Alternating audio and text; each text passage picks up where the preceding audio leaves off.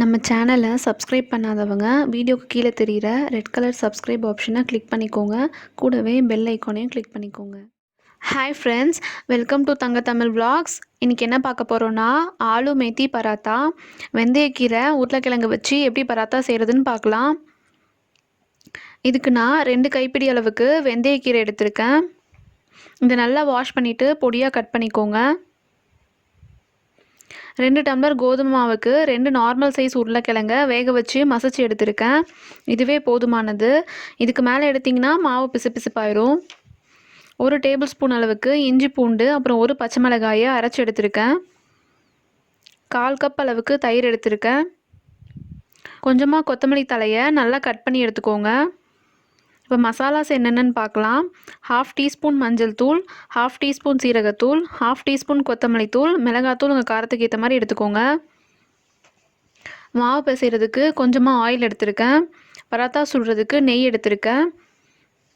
தேவையான அளவுக்கு உப்பு எடுத்துக்கோங்க. இதில் 2 டம்ளர் அளவுக்கு கோதுமை மாவு எடுத்திருக்கேன். 1/4 டம்ளர் அளவுக்கு பொட்டுக்கடலை மாவு எடுத்திருக்கேன். பொட்டுக்கடலையை பவுடர் பண்ணி எடுத்துக்கோங்க. இதில் நம்ம எடுத்து வச்ச எல்லாத்தையும் சேர்த்துடலாம். உருளைக்கிழங்கு சேர்த்துக்கலாம், தயிர் சேர்த்துக்கலாம், இஞ்சி பூண்டு மிளகாய் பேஸ்ட் சேர்த்துக்கலாம், மசாலாஸ் எல்லாத்தையும் சேர்த்துக்கலாம், பொடியாக கட் பண்ண வெந்தயக்கீரை சேர்த்துக்கலாம், கொத்தமல்லி தலையை சேர்த்துக்கலாம், தேவையான அளவுக்கு உப்பு சேர்த்துக்கலாம். இது எல்லாத்தையும் நல்லா கலந்து விட்டுக்கோங்க. இப்போது கொஞ்சம் கொஞ்சமாக தண்ணி சேர்த்து சப்பாத்தி மாவு பதத்தில் பிசைஞ்சு எடுத்துக்கலாம். தண்ணி கொஞ்சமாக போதும், ஏன்னா ஏற்கனவே உருளைக்கிழங்குல தயிர்லலாம் தண்ணி இருக்கும்.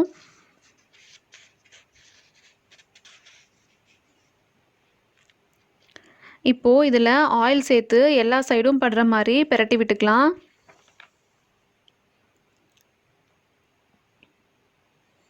இதை ஒரு 10 மினிட்ஸ் ஊற வச்சு எடுத்துக்கலாம்.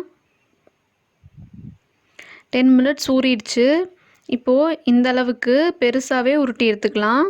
உருட்டும்போது கையில் ஆயில் தொட்டுக்கோங்க. இதில் கோதுமை மாவை டஸ்ட் பண்ணிக்கலாம். இப்போது இதை தேய்ச்சி எடுத்துக்கலாம். கொஞ்சம் திக்காகவே தேய்ச்சிக்கோங்க, அப்போ தான் பராத்தாஸ் நல்லா சாஃப்டாக வரும்.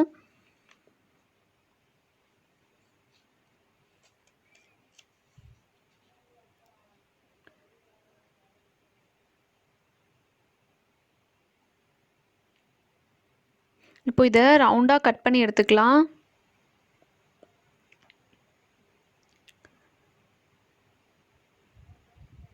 இப்போ இதை கல்லில் போட்டு சுட்டு எடுத்துக்கலாம்.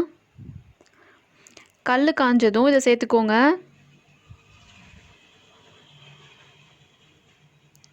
ஃபியூ செகண்ட்ஸ் விட்டு அப்புறம் திருப்பி போட்டுக்கோங்க. 2 சைடும் நெய் அப்ளை பண்ணிக்கலாம். இதை மீடியம் ஃப்ளேமில் வச்சு 2 சைடும் செவக்கிற மாதிரி அப்பப்போ திருப்பி விட்டுக்கோங்க.